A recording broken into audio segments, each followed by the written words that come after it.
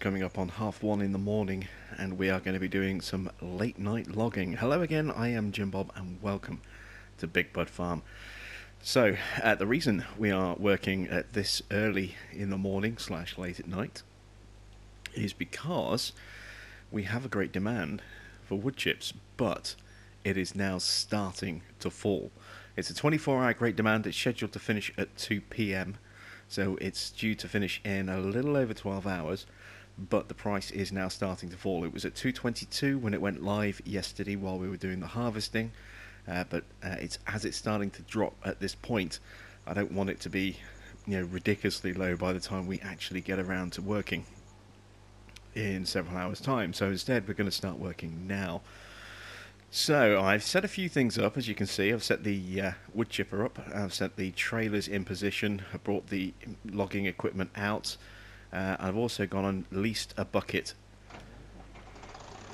for our little Fiat 200 here so that I can load up the original pile of wood chips that we had left over into the back of these trailers. I'm assuming I've got enough height to actually reach into the back of this thing. It's a little awkward. I don't know if I've got enough height. Just about getting away with it.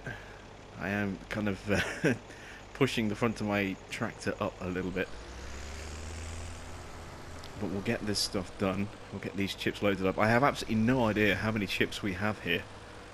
It could be a lot. It could be a very little amount in the grand scheme of things.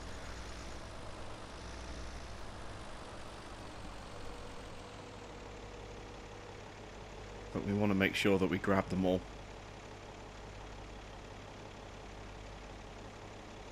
And this is a great way to find out just how many we actually had in this location.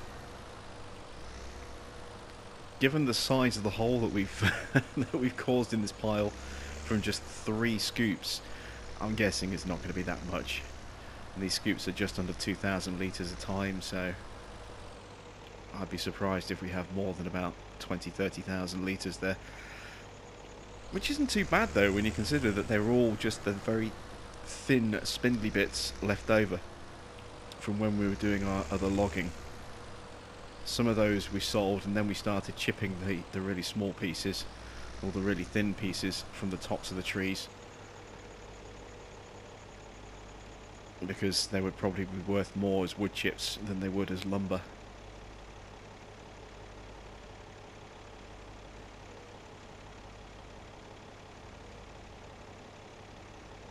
This is going to take me a little while to do, so I'm going to quickly skip ahead, and until this is done, and once this is all these have been scooped up and loaded into the back of the trailer, we'll check to see how many we've actually got, and then we'll grab the Scorpion King and we'll actually start doing some logging directly into our wood chipper.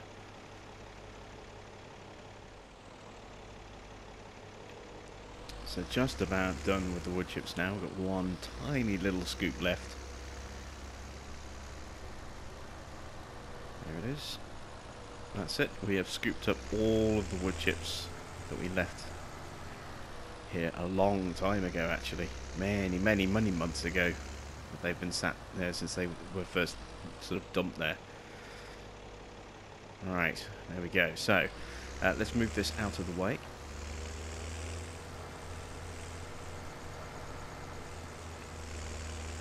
There we go. And we'll turn the lights off. So let's see how many wood chips we've actually got in our trailer here. There's quite a lot in there. A lot more than I thought, visually. 32,000. Wow. I honestly didn't think there was that much there. So that's quite a nice little boost. Nice little surprise.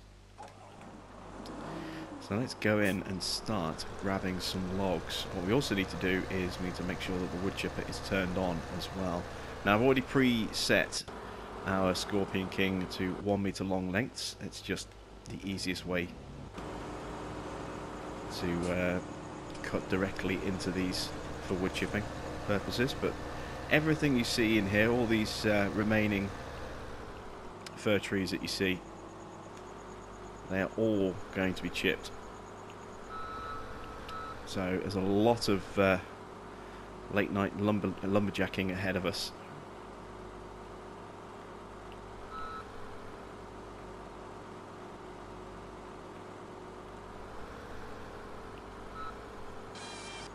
There we go.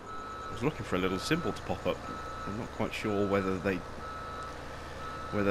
I was looking for something that was never supposed to pop up, but I was just looking there waiting for like an attached symbol or something, a cut symbol to pop up.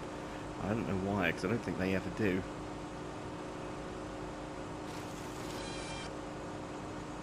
Oh, it's set at 2 meters. I forgot, yeah, I set it at 2 meters because I figured we might get slightly more wood chips if we do it with 2 meter long lengths rather than 1 meters, because we're making less cuts in the wood. I don't know if it actually makes that much of a difference, but I guess we'll find out.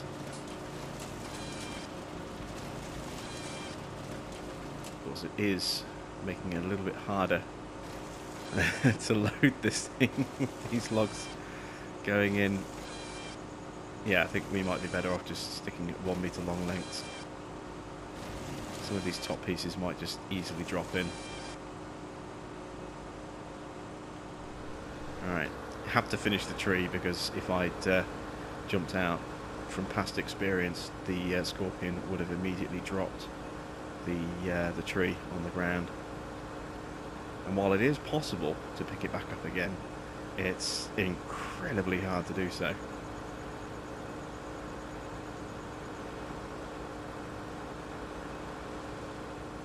Yeah, this has not gone.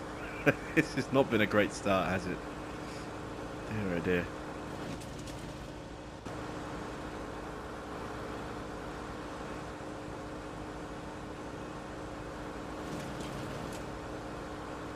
Let's make this a bit easier. Let's just cut them directly. I think we will change to 1 meter long lengths rather than having to mess around with this again. Say this could have been so much easier than we've made it. It's me just trying to be too clever for my own good here.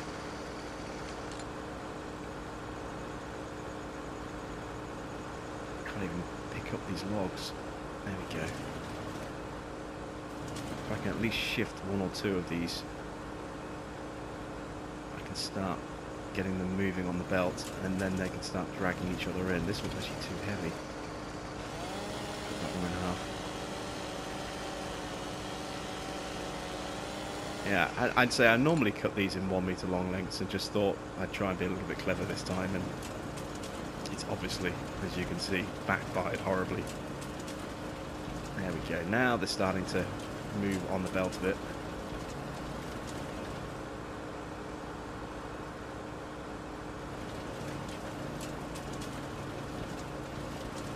Right, okay, so let's scroll through the help window options, reset that to 1 meter, there we go, and we'll just check, has the price dropped again? No, it's still 220 at the moment, but it will continue to drop as the morning, I suppose you could call it morning, progresses. So let's try that again. Let's try it and not make such a mess and a meal of it. 1 meter will work just fine.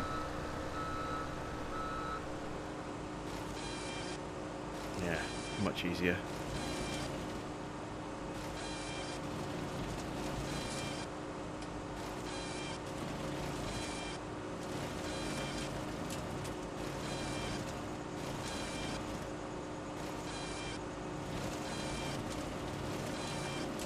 Rapid fire some of these logs in.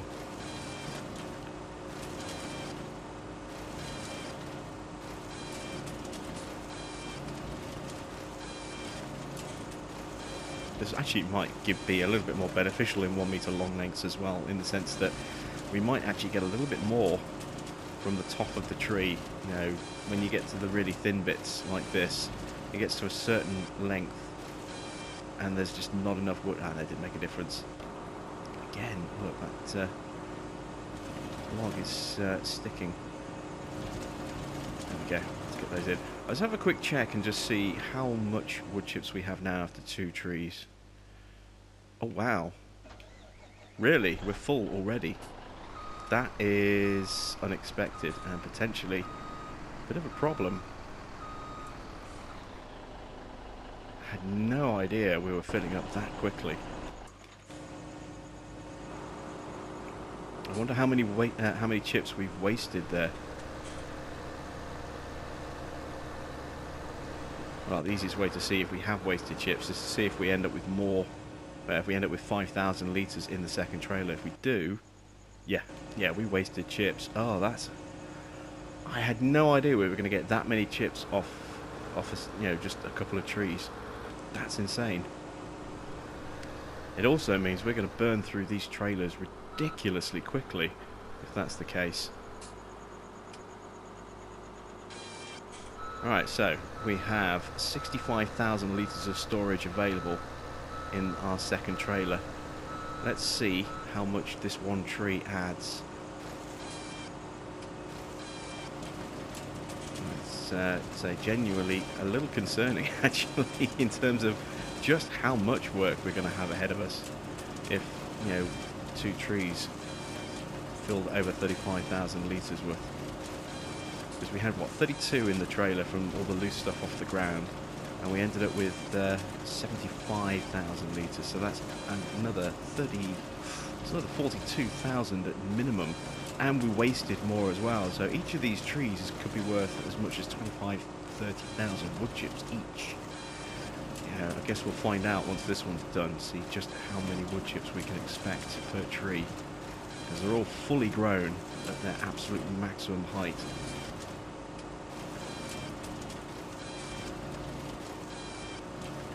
Right, so look at that. Yeah, each tree is worth just around about 30,000 wood chips. Oof. So we can only do four trees at a time, and then that's it. We're pretty much out of storage space because the fifth one is going to be too much. So, wow, if we can only do 4 trees at a time, this is going to take us an eternity. It's also going to generate a lot more wood chips than I thought. I mean, look how many trees we've got to cut down. I think we might have to scrap the plans to wood chip the entire forest. I think it just may take us, too long, and the demand might drop too much. They're dropping again. Look, let's see if I can give them a nudge. There we go. It's kind of worked, but not worked at the same time. When did emptying logs into a wood chipper get so complicated? It never used to be this difficult. It used to be so easy. Oh dear. It is not playing ball today, is it? And again, I don't want to... I think what might be easier at this rate is to just cut the trees and then just throw them in bit by bit. Just cut a load of 1 meter long lengths and then just throw them into the wood chipper. It'll be certainly, I think, a bit quicker than doing it this way, which is going to take us an absolute eternity. We'll finish this tree off, we'll clear all these wood chips through, all these 1 meter long logs through the wood chipper. Let's see if I can figure out where the jam is. It might be that piece. Yeah, it's that piece there, look, it's just not going in. There we go, once that drops in, all the others start to move and get fed through.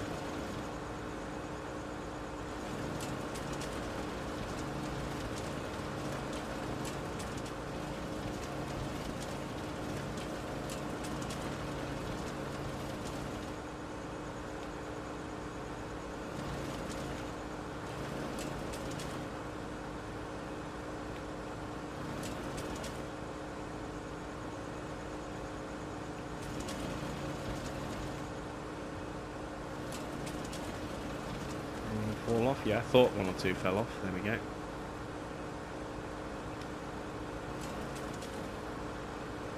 Right. So there we go. We don't have space for another tree. So let's go and empty our trailers. Now, what I've done for future reference, I've done something what I think you might agree is a little bit clever.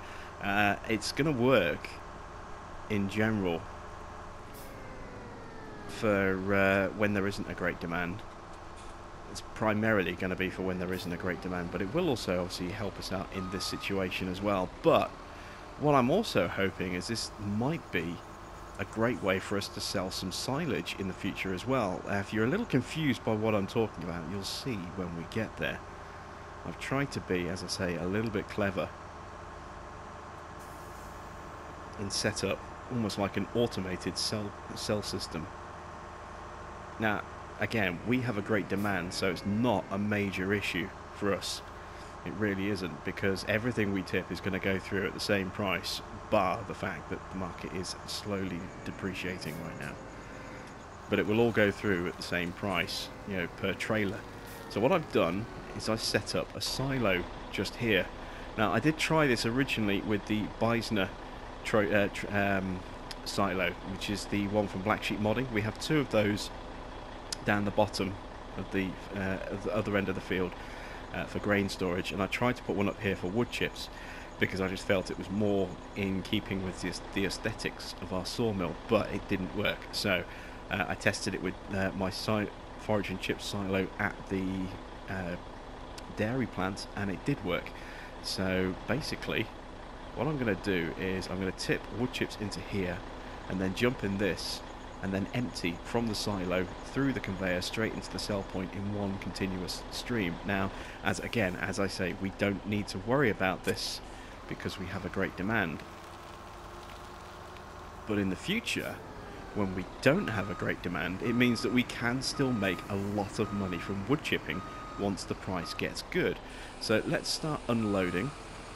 There we go. So that's a whole load of wood chips rushing into our silo, as you can see. What I'm going to do is simply jump into this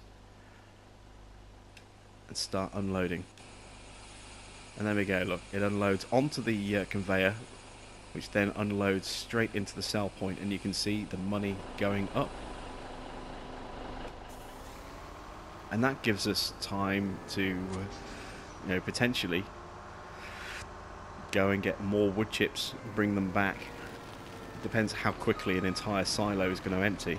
But given that the conveyor can only move at a certain speed, I'm guessing we're going to be good for a while. And I've just realised I could actually have stayed connected.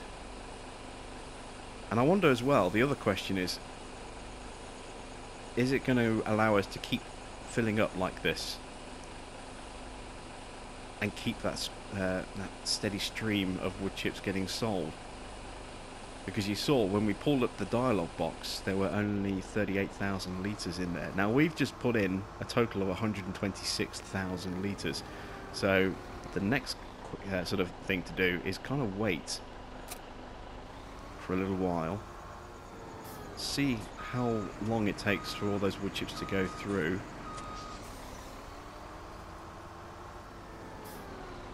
And then see if there's anything left in the silo once it finishes selling. So once again, I'm going to kind of pause for a moment and I will catch up with you once we have a definitive answer.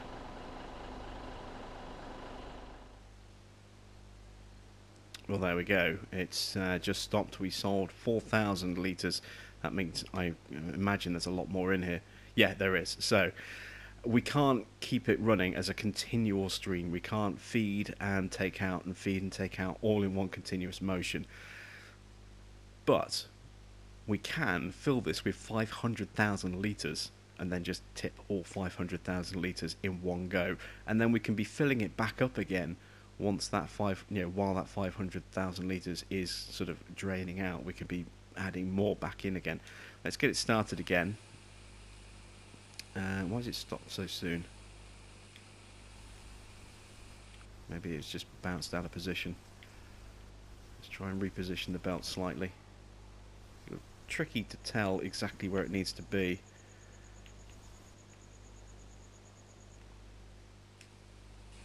There we go. Ah, now it seems to have stopped. Why is it doing this?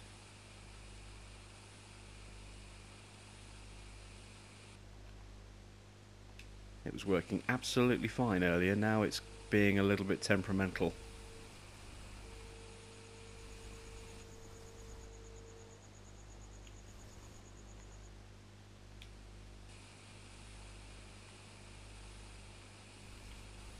Maybe it's just because it's a mod.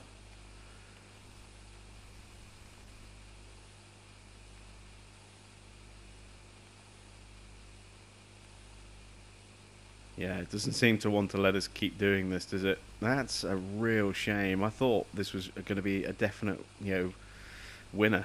And I thought what we could possibly do is we could set up one of these remotely, or, just outside. Yeah, there we go. It started pouring all the way through again. And it stopped again. As soon as I said that.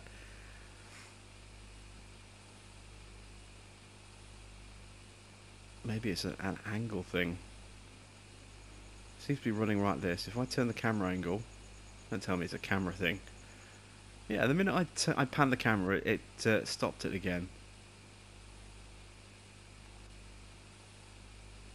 It can't be. It can't be that. Surely not. Of all the things to break, to stop it from working, the camera angle, that just seems a bit ridiculous.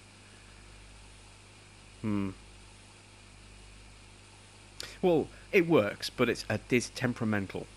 I think is the safest thing to say about it. The theory worked, but it is, as I say, very temperamental. So I don't know if that's something I'll actually continue to do in the future as a possible way of selling silage. Because, let's say the plan was we could load up a silo with silage, and then we could just hit unload and unload 500,000 litres of silage in a continual stream like that. And while we're doing that, we could be loading up a second silo and getting ready to unload that one, and then switch them over, essentially, so that they both tip for a little while at the same time while the first one's running out, and then refill the first one and keep refilling the second one, and then it would just make it easier than having the huge massive conveyor belts that we're currently using to empty our silos or our bunkers. But it doesn't seem stable enough, I guess, is the way to describe that. It is still tipping, as you can see, so we are still making money while we're driving away, but I don't know. It's an awful lot of wood chips as well that we're going to be producing. So we're going to make a lot of money, in theory, simply because of the sheer volume of trees, but it's going to take me an absolute eternity to actually cut all of these trees down and chip them all. So, yeah, I'm not sure how much of this I will actually wood chip. But we'll keep going for now, and we'll see how I feel after another hour or so of wood chipping, I suppose.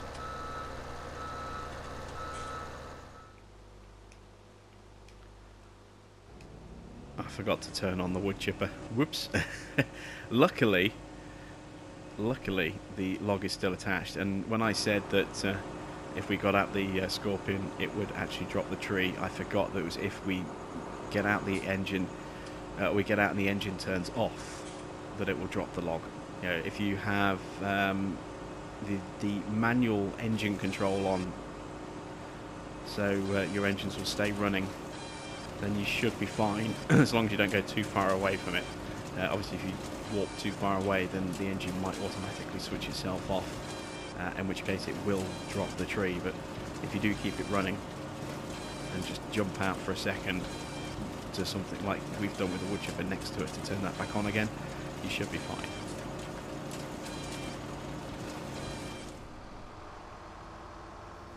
Heading back with our next load of wood chips, and you can see our conveyor has just stopped tipping at the sawmill. So I wonder how much it actually did manage to empty. I guess we'll check it when we get back. 22,000. Not a huge amount of cash. I don't know if that is indicative of the volume of wood chips that we had to sell. It was 100,000 litres, so maybe it managed it. Let's find out. Is there anything left in here? No, we emptied it. So we actually did empty the entire silo. Okay, so this time I'm not gonna start the tip process straight away. Can I drive through this tree? I think I can. Yes. What I'm going to do is I'm going to fill the silo. I'm going to try and tip an entire silo. I'm wondering as well if us driving up this side has actually caused the problems. If I'd had a bit more space here, I would actually have gone with the newer version of this silo, the one with the grated ramp. I just didn't have enough space to drop that in a viable location. So instead, I decided to tip, to put the original one in. Maybe the other one will be a little bit more stable, I don't know. I mean, in theory, it shouldn't make a difference. It's just one has a tip grate, the other one has, the chute entrance, and that's it. In theory.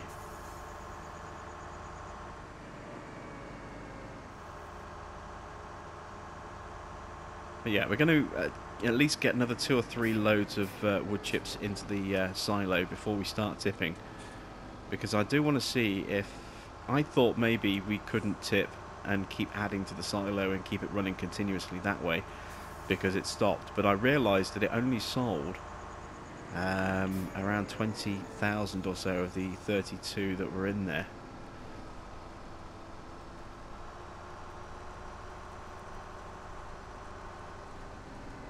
It didn't sell everything, so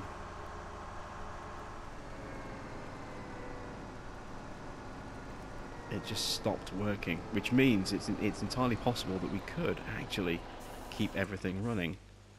Who knows? Let's just pull forward a bit further forward. Yeah, there we go. Right. So let's get this thing turned back on again. There we go. Cut down another 4 trees. Like I said, it's going to take me a long time if I can only really safely cut down 4 trees at a time without risk of wasting anything.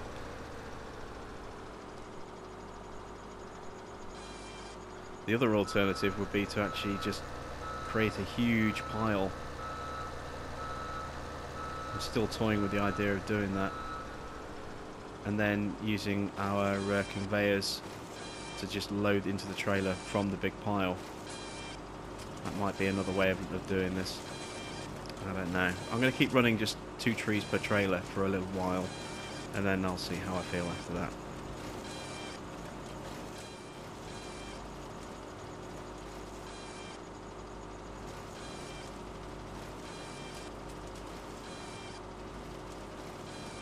So what I'm doing is I'm now changing things up just a little bit. I can actually see the fill level of the wood chips inside the trailer. So I'm letting the chips go in till it looks like it's pretty much full. Oops. And what I'm going to do now is try and drop these just off to the side, so I can then throw a load of pieces in manually to help top the trailers up.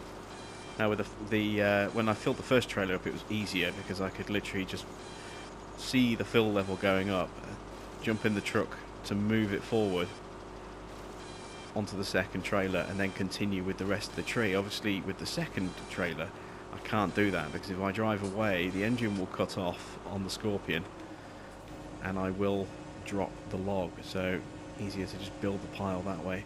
Let's see, we are at 140,000 litres plus the 100 and something that we had from the first one. We're going to tip this into the silo. Oops, click the tree stump. And then we're going to restart the conveyor and see if we can sell all of those in one go, and more importantly it gives me enough time to load up another pair of trailers and then run back to the silo and try and top it up and see if it'll keep running.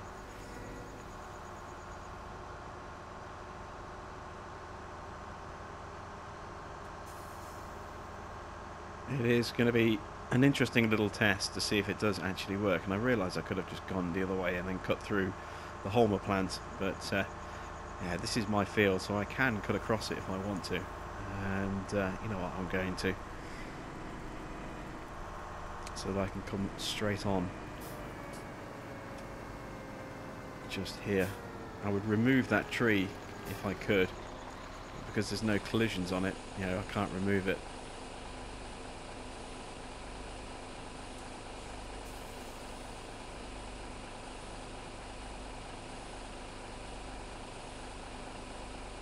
Nice fast tip going on. What's our price looking like? It's down to 218, so you can see it is still slowly falling.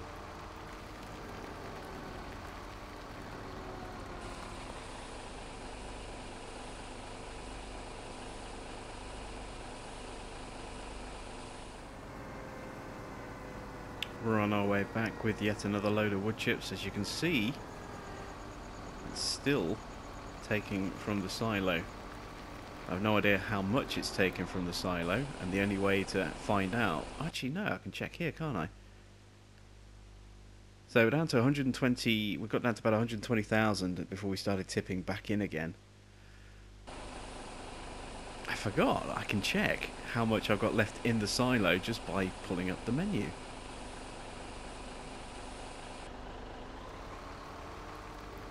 But it hasn't broken yet. It's still continued from when we set it off last time. So it's sold 120 odd thousand litres so far of the 240 that we put in there. We're adding another 120 odd. So this might actually work. I guess we'll find out. We'll find out in a little while. By the time I've got this trailer kind of fully loaded again and ready to take back, you know, it should have taken out the original 120,000, or the original 240,000 that we put in should be gone, and it'll be, yeah, if it continues, it'll be going into the new stuff that we've added. Now, I think this might actually work. Maybe we just didn't quite have it positioned right earlier. I do think it was very odd as well that the camera angle seemed to be what caused it to stop tipping, or stop taking from the silo. And once we got to a good solid camera angle and left it alone, it was absolutely fine. So very, very strange, very bizarre, but it's working. The plan is working, and as I say, if it turns out to be a nice stable method, then I may employ this with silage in the future as well. There will still need to be some belts, because I can't actually place anything inside the BGA, I think. Plus we need to make sure that we have good access in the BGA as well, to be able to actually get to the bunkers and unload them with, you know, probably a wheel loader and a bucket. But it's promising. You know, it seems to be working, and it's promising so far, which is good. So yeah, we'll definitely keep an eye on it.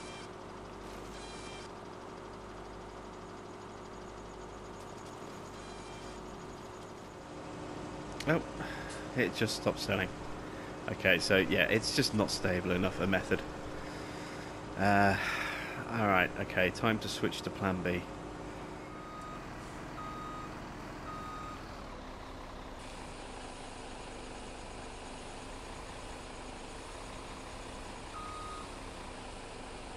Not quickly enough is probably the answer.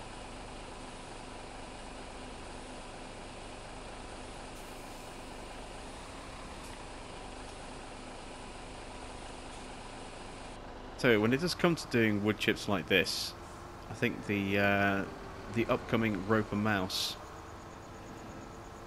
would be something that would be very useful indeed. That's due out in a little under a month. We are, what, 3.5 weeks away, I think? Somewhere about that, about 3.5 weeks away from the release of the Roper pack.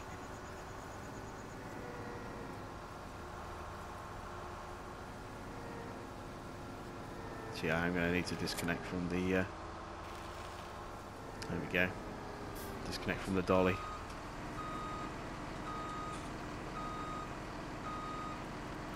The Roper mouse, there's 2 variants of the Roper mouse that we'll be getting with the pack. There are like 3 or 4 different versions of the Roper mouse, you know, different specs, different sizes. We're going to be getting the standard Roper mouse, which is what we use for picking up beats. There are 2 or 3 different versions of that in real life. Different sizes, different capacities that they can work with, different sort of pickup widths, so on and so forth. And the one thing I really do like about the Roper mouse is that it elevates the cab quite dramatically. I don't know, I can't remember because it's been a little while since we used it, but I don't know if the Holmer Terra Felis does that or not. So it'll be interesting to see if we get the raised cab or the hydraulic cab on our version of this one. We should do, according to the stats. It is that size. Actually, what am I doing here? Making a mess of reconnecting this as well. But the other Roper mouse we'll be getting is the Forage Roper mouse, which is designed for picking up wood chips, amongst other things, wood chips and sort of chaff. So looking forward to sort of getting my hands on that. That might even be useful when it comes to doing silage in the bunkers. That would be awesome if that's the case. If we could use one of those to pick up mass loads of silage from bunkers. I suppose you would need a wide bunker. Those kind of skinny ones that we have on this map and quite a lot of the maps. It just wouldn't be enough of a working width, I don't think, to maybe get in there. Well, maybe not. Maybe it is a very different design. You'll have seen some images floating around by now, and it's the one that has that kind of drum at the front. It's designed to pick up the material and funnel it through. Maybe you could actually get that driving through a bunker as well. I don't know. I haven't seen one of those in operation in real life, so I'm not entirely sure how well that would work. But I am excited to try it out when it comes out. A lot of people have said that it's just a reskin of the Homer stuff, but I think that's unfair to say. I mean, the Homer and Roper brands are completely separate.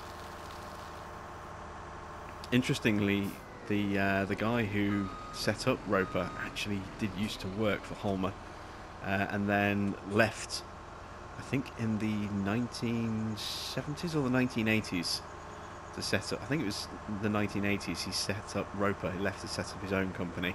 And so while the machinery does have some similarities and the same kind of concepts, you know, they are completely independent companies and they have their own independent aesthetics. You know, yes, they share a similar look, but let's face it, tractors share similar looks. Doesn't mean that they're identical, and that, you know, just because Agco owns Massey and Fendt doesn't mean that a Fendt is just a reskinned Massey. You know, it's just not the case. They are completely separate brands with their own separate identities and looks.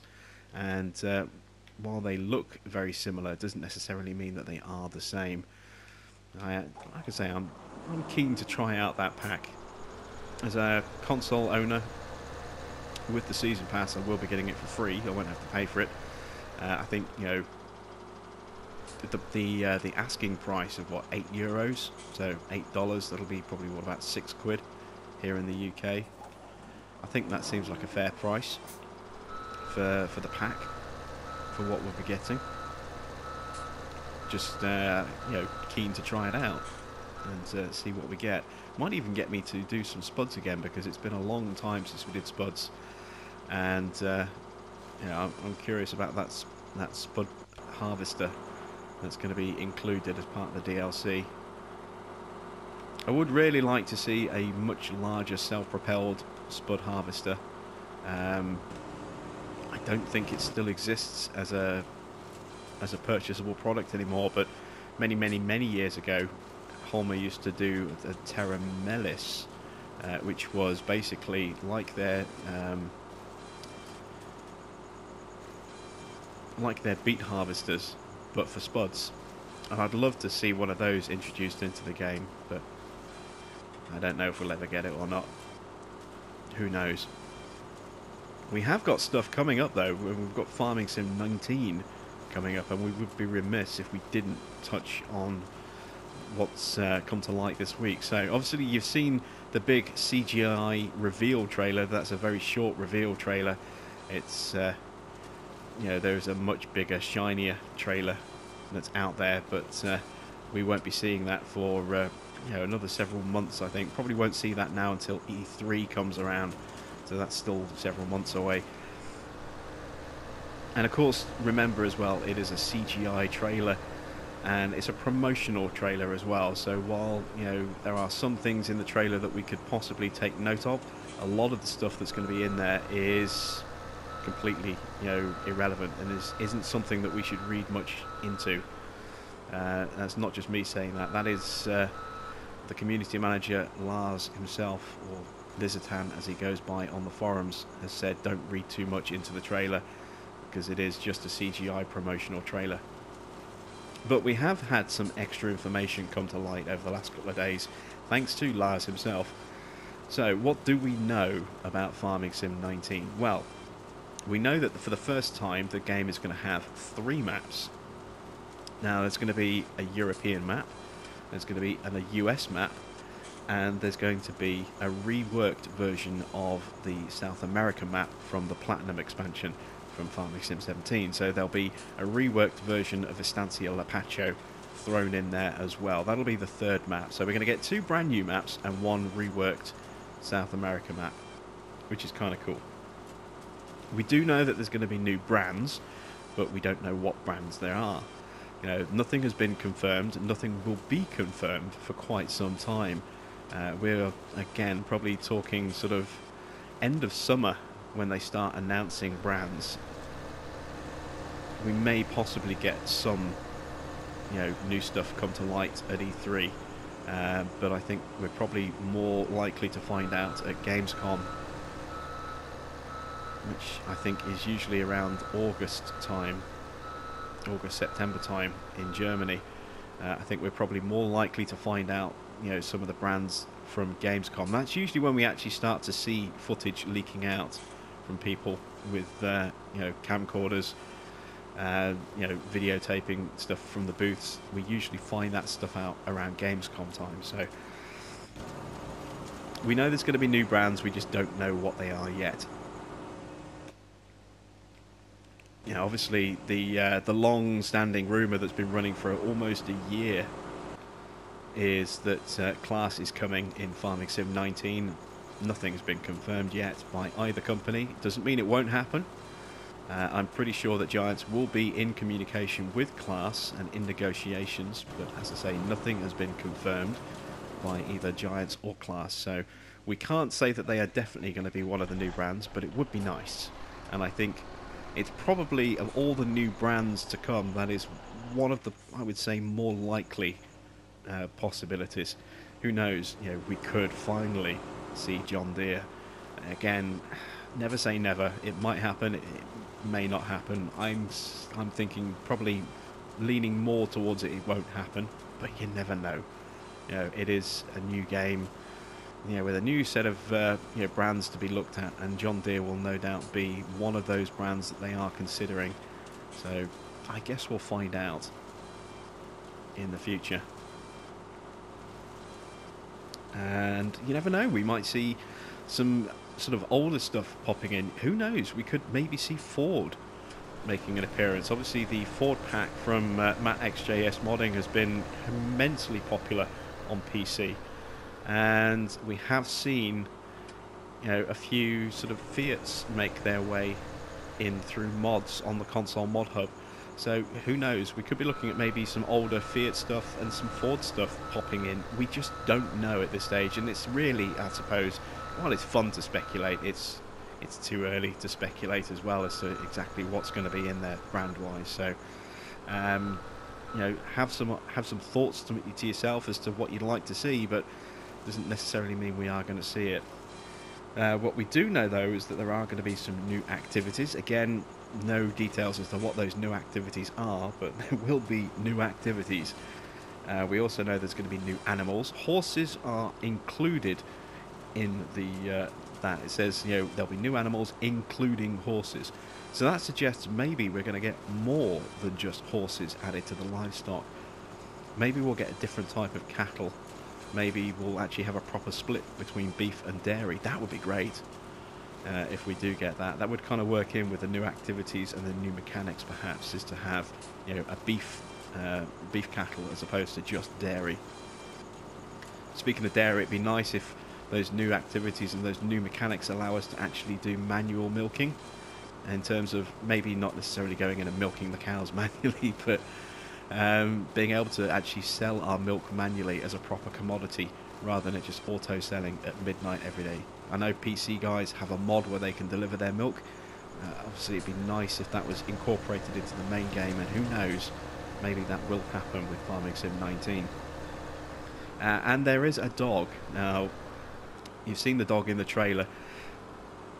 Lars has said that the dog was in the trailer for a reason, and it does have a purpose, but didn't go into any other detail apart from to say that. So maybe we'll have a sheepdog. Maybe we'll actually have to herd our sheep in the fields, to move them from one field to another. You know, there's all sorts of things that we could read into, you know, what little information that we have right now. We could really go overboard and get carried away. But yeah, the dog is in there for a reason. That's all we know at this stage. There will be new crops, but again, nothing has been you know, given in terms of details of that. We are way off finding out all this information. E3 is probably the earliest we're going to start hearing about what's going to be added into Farming Sim 19. And there's been a huge overhaul of the graphics engine. It's you know, a new engine. You know, they've added a lot of new effects. New dynamic sky is something that has been confirmed. We're going to see a moving moon and a moving sun at various different times of the day. That's going to be kind of cool to be able to track their movement. We know we're going to get an improved depth of field, improved colour, some bloom, lighting, visuals, and volumetric fog as well. I'm really excited about volumetric fog. That's going to be awesome. You know, if it works really, really, you know, the way it's been described, that's going to be a really, really good thing to see. And also, we're going to get, you know, as part of the dynamic sky, we're going to get real-time clouds as well. I say real-time clouds. We're going to get, you know, proper clouds, proper 3D clouds that will change based on the weather. You know, when it gets really sort of overcast, you'll be able to see those clouds changing in a lot more detail, rather than where it currently just starts to get a little bit sort of fuzzy and foggy on the screen. You know, it gets a bit paler. The colours aren't quite so bright, and then it just suddenly goes very, very grey, and then it'll either stay grey or start raining as well. We'll actually see those clouds really start to form and change as the lighting changes as well. So really looking forward to some of the changes that are coming. For those of you on PC, no system specs have been released yet, so I can't tell you what kind of PC you're going to need to use, or what kind of graphics card's going to be suitable for you. If you want to run it in 4K at max settings, you're going to need an incredibly powerful graphics card, I would imagine. Lars has said that you know, in terms of minimum system requirements, if you are currently scraping by on minimum requirements to run Farming Sim 17, then you probably won't get Farming Sim 19 to work at all. So in that case, you are, you know, you are going to need a new graphics engine or a new graphics card, or potentially just an entirely new PC, depending on what you can actually stick into your tower. But that's what we know at this stage, and like I said, it's going to be a long time before we start getting more official details. We might get little dribs and drabs out of Lars over the next couple of months in the forums, but I don't expect him to give away too much. And I think we're looking at E3 is going to be the next major sort of news boost for Farming Sim 19. That's when the really big CGI trailer will make its appearance, and when we'll start to hear some more information about brands and some of the new mechanics and some of the new features, you know, in a lot more detail. Until then, you know, speculation is going to run rampant throughout the forums and the chat groups, but we'll just have to see how we get on.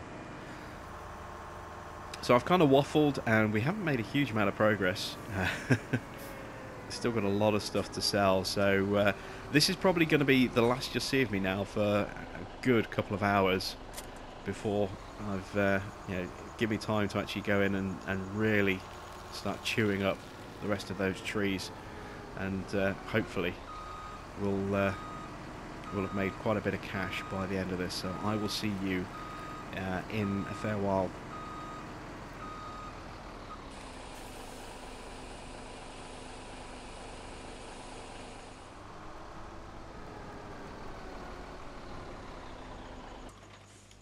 And so it's finally come down to this. We have just one tree remaining. We've made quite a bit of cash, but it's taken me a long time to get to this point. As you can see, I've been playing in real time the whole time. And we started nearly 4 hours ago. So yeah, a lot of wood chipping has been done. A lot of trees have been cut. This is the last one. We've cleared this entire side of our little sort of homegrown forest here. And now I have just one tree left to process through our wood chipper. So let's turn it on one final time. Grind up this tree.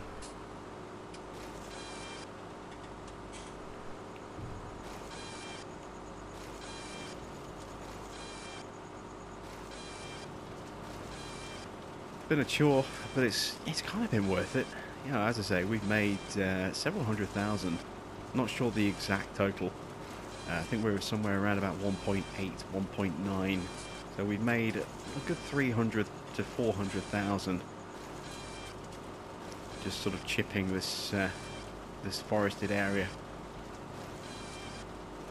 That's not too bad for a couple of hours, for a few hours of work, and it's been easy work. It's been monotonous work. It's been quite tedious at times, working with all of these trees and doing nothing but. But there we go. That is it. So let's turn off the wood chipper. Let's take our trailer over to the sawmill.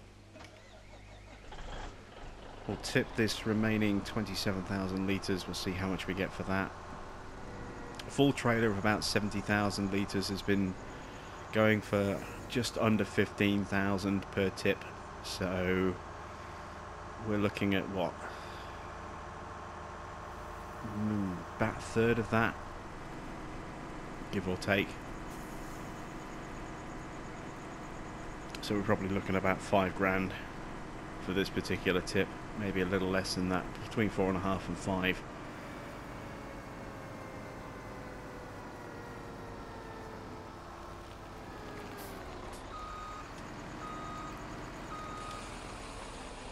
There it goes, the last load.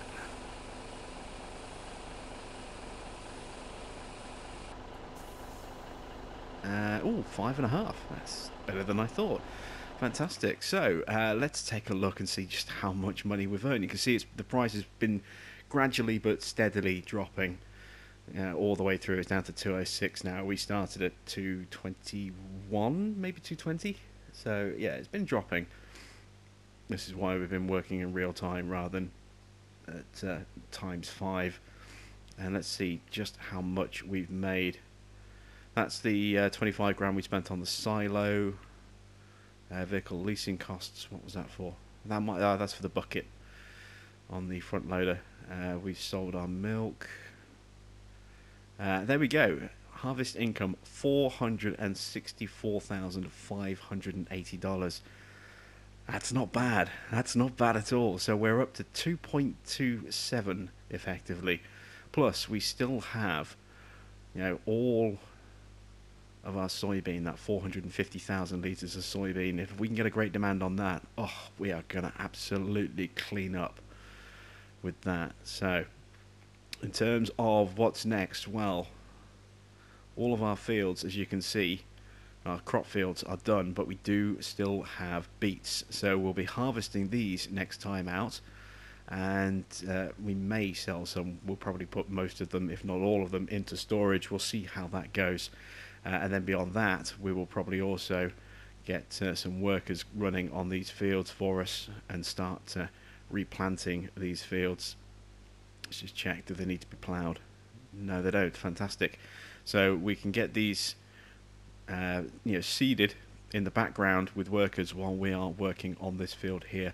So that's kind of the plan for next time out. So that's it for me for another episode here on Big Bud Farm. Thanks for watching. I am Jim Bob, and I'll be back with another episode next week.